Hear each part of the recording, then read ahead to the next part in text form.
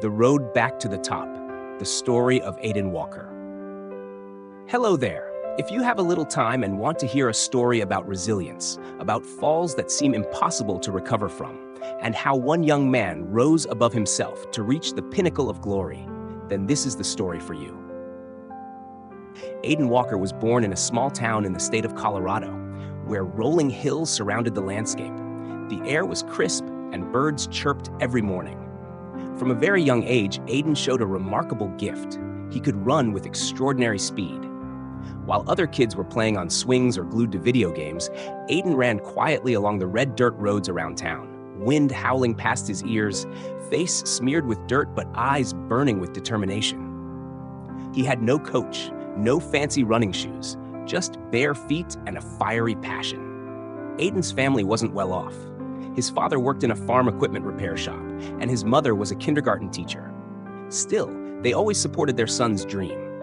Whether in the sweltering heat of summer or the freezing cold of winter, every morning his mother would get up early to prepare a small bottle of warm water, always with an encouraging smile before his run. Aiden's talent began to be noticed when he entered high school. He continuously won local and state track events. By the age of 16, he broke the state record in the 1,500-meter race. At 18, he earned a full athletic scholarship to a prestigious university. With every step he ran, he moved closer to his dream of conquering the world stage. At 21, Aiden reached his first peak. At the World Junior Athletics Championship, he won gold in the 1,500 meters with an incredible final sprint in the last 200 meters. The world began to take notice. The media dubbed him the rising star of the track, and sponsorship offers flooded in. The Olympic door, the dream of millions of athletes, was wide open before him. But then, fate delivered a devastating blow. One March afternoon, during a training session at the National Training Center, it began to drizzle. Despite the slippery track, training continued. As always, Aiden gave it his all.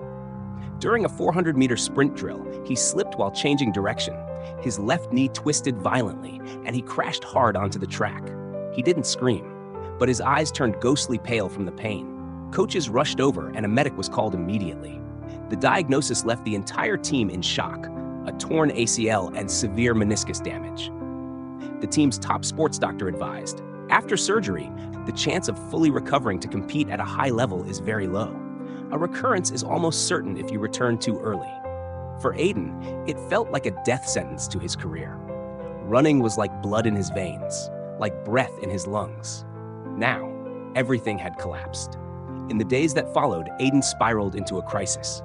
He avoided everyone, stopped eating, refused to speak, ignored his phone. Rumors spread, he's done. With an injury like that, forget about the Olympics. But just when the darkness seemed impenetrable, a flicker of light emerged from the woman who had always quietly stood behind him, his mother.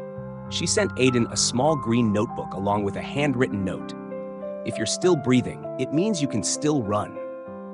Aiden read that line over and over again. He broke down in tears, not from the pain, but from realizing he wasn't alone. His mother wouldn't let him give up, and so he himself had no right to quit.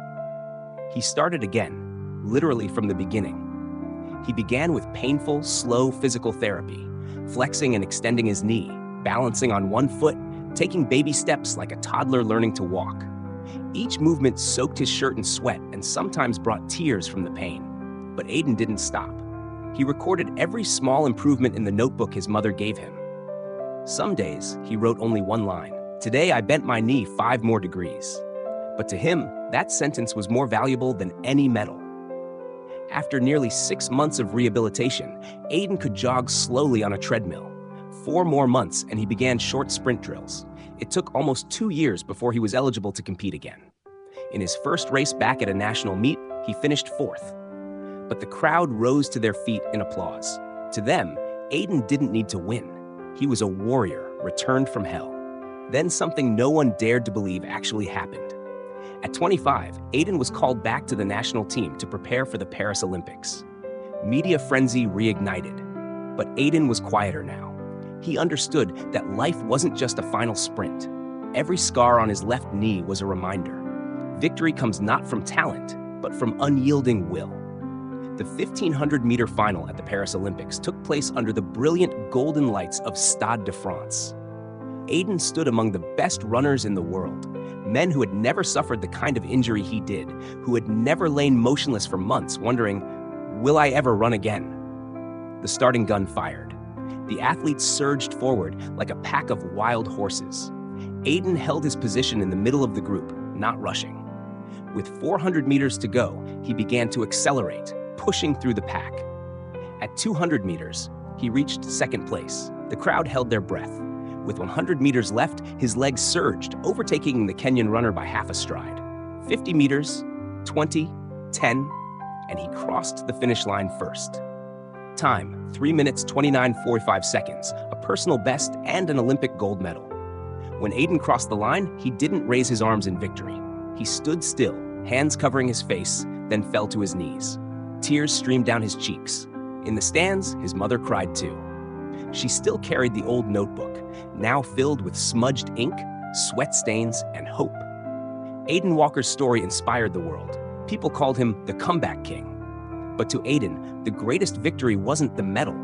It was the fact that he hadn't given up when the whole world thought he should. He went on to establish a recovery fund for injured athletes, naming it One More Step.